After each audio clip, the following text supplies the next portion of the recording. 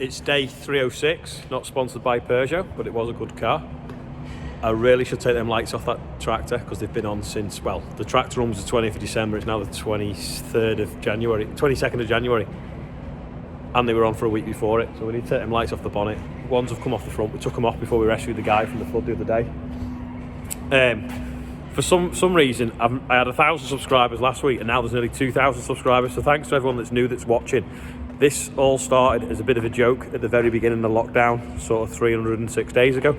I've been doing something for the news and we filmed with my phone in the cab so that for social distancing I airdropped the footage to the sort of bigger editing suite thing, and it was really good quality, so they were joking saying, oh, your camera's better than ours and ours is 20 grand. So as the next day, as a bit of a laugh, I did a video and I called it Lockdown Learning Ollie Blogs, Cab Isolation.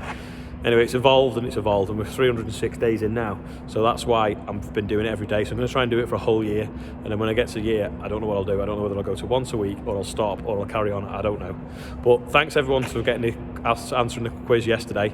I like getting feedback because then I realise I'm not talking to just myself, because I feel like I'm talking to myself a lot of the time when I'm looking at his phone screen and talking. So Steve Watson was correct. Steve Watson corrected me. It's not 60 odd years the Ferguson system's been in. It's like 95 years, I think it is, for the 3-point linkage. So that was quite interesting. And I think the original tractor's in the Science Museum in London. So that's good. I'll go and show you what that sticker was for and why.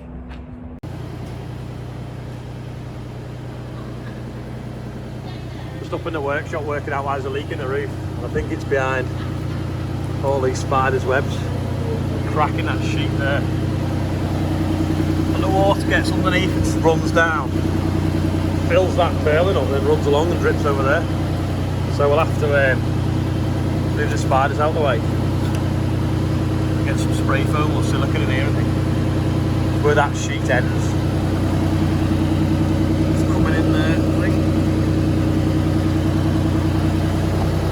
Right. Also got a crack there. And it's running down,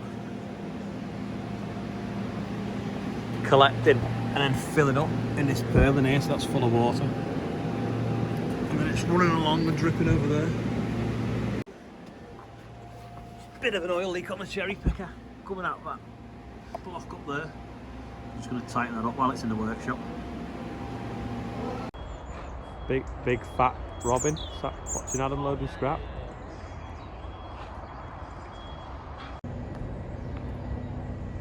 Definitely a lot brighter colour. The chip, when it's chipped fresh, you see that there was chipped yesterday and dried yesterday, and then this is obviously some older stuff that had been chipped a while before it was done, but looks nice stuff. So that sticker is, a lot of people did get it right, is the emergency hatch in the fence, so you can open the sunroof, but if you kick it hard it'll open all the way. So that's if you roll the tractor over, because it's only got one door and a back window, you could be trapped in it, so you can get out of that. But also it's law in Scandinavian countries, because in the winter, they drive on the frozen lakes. If you were to go through the lake, you won't be able to get out unless you could go out through the roof. So any tractors in Scandinavia have to be fitted with a sunroof. And in fact, they did used to have, don't think this does, but Valtras, they used to have a sticker saying, always ensure that the roof hatch is open when driving on ice-covered water, which was quite scary when you had it in England, because you thought, why would you be doing that? But in Finland it's quite normal. So, and I have actually been to the factory in Finland and driven a tractor on a frozen lake, and it was really good because we could go really fast and we could test them. So that was a few years ago now. But never been to the Fendt factory. Had them for years but never been. If anyone for Fendt's listening.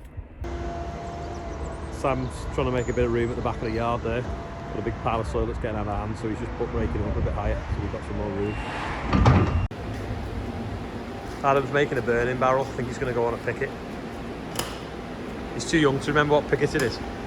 And strike it with the coal miners.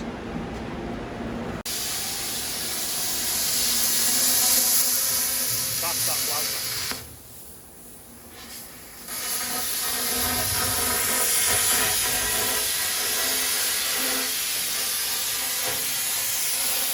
Concentration on the face. No wonder. Who's got the glasses anyway? Sam didn't break them. Sam did not break the glasses. I broke them. Could have been perfect. Adam nearly got away with his family allowance then. Let's have a look at your pants. That's I'll look steel. at that. Sam's just loaded a load of hay going out today off to Tottington in Bury for some cows.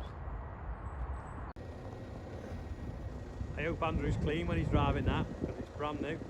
We're just moving him out of one shed into the other shed because we're moving a bit of wheat around, so he's just putting that in the tractor shed. So we'll have to move the others around as well. Just at the other farm, the council, I've sent them a picture of the bike rack, if you remember, I put it up ages ago. But they wanted a photograph of a bike in it. I mean, maybe they're stupid and they don't know what a bike rack looks like, but so I had to bring my bike up, take a picture. So just a waste of time. But while I'm up here, we're going to measure up for this steelwork over here that we need to sort out for this building that was crumbling. Every time we come here to measure this wall, it rains, but we've got a rainbow. So we're going to look at putting some steelwork back up there, down there, up there, and down there to match where this footing has all come down. But we took it down because it's dangerous. Or do we just go up there and then down there? I'm trying to work out what's the easiest. Bit of steam coming out of that chip. That was chip before Christmas. It's just double chipping it now. We're making it a bit smaller. The flow through the boiler's better. There's some heat in the middle of that pile.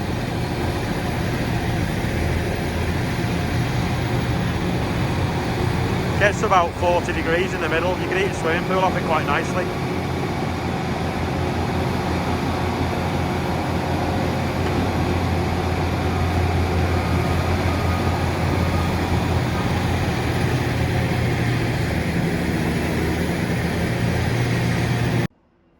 Yeah, so they're moving the wheat out of one shed into this shed so that we've got some room to put some concrete blocks there, concrete blocks here to divide it all up, try and get it all in this corner if we can.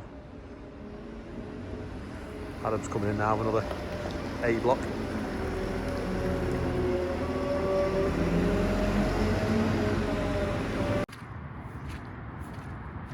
Bit of a flood update. It's gone down a bit, was there, it's now there.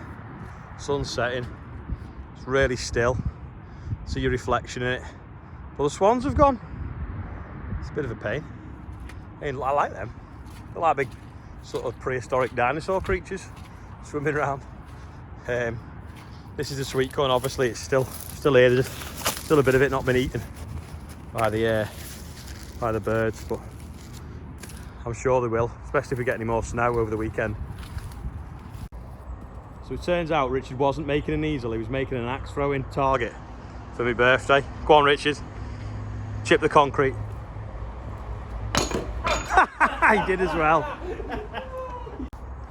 Took his gloves off now. The gloves are off. Does anyone want a dining table? Because I don't. That's ended up in the barn. Go on. Oh, no. More chips in the concrete. I wouldn't stand there if I were you, Richard.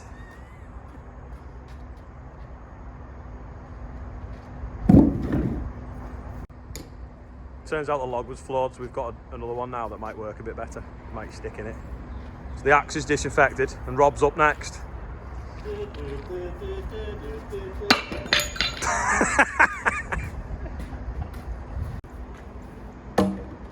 Hey! Got softer wood now and it works.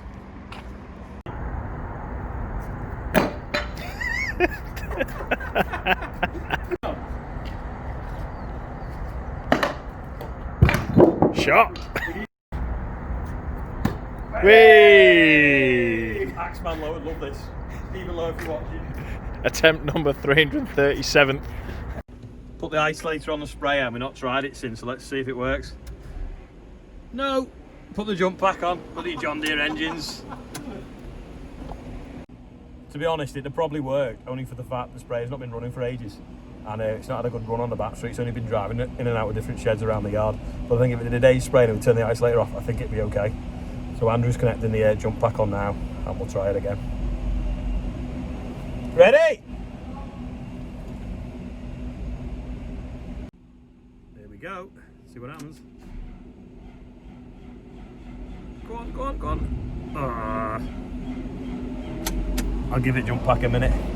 John Deere engines in any sort of cold weather, they just take so much starting compared to any other engine. Right, I'll try again.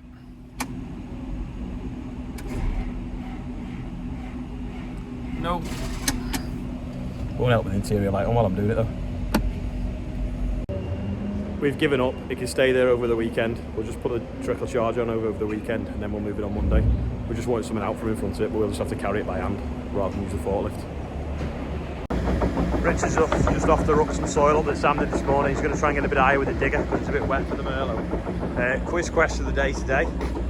It's kind of not that difficult for most people, but it can be on 2 levels. So basically, does anyone know what that is and what we use it for? Can anyone guess the weight of it and also what's inside it? Filling up a bit now. We brought 10 load round. We're not filling the trailers full because we're only in the yard. It's about 160 tonne there now. It'd nearly be as quick to run it round with a telehandler from one shed to the other, but I want to know the exact weight so I know how much I've got left to sell. Isn't it funny when the cameras point to the telehandler, it leaves little green blobs afterwards. Another one off to get weighed. Textbook load there, Sam. So we moved most of the milling wheat out, but it's not actually milling wheat now. We're just going to sell it as feed. It's less hassle. So we've just got what's behind it, not behind them blocks, which is the feed wheat. So we'll probably just move that over the weekend or on Monday now. So we've had enough for the night now.